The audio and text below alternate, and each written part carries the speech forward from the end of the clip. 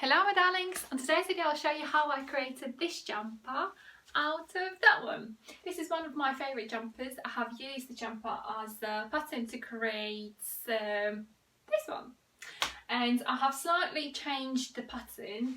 On this jumper I have straight sleeves and quite high neckline. On this jumper I have added balloon type puff sleeves, very tight cuffs with decorative gold buttons. I have added two decorative pockets with the gold buttons, and I have loved the neckline. I hope you all enjoyed this video, and I'll show you some videos how I made it, and if you have any questions please ask down below on comment box. And thank you for watching. Love, Anita.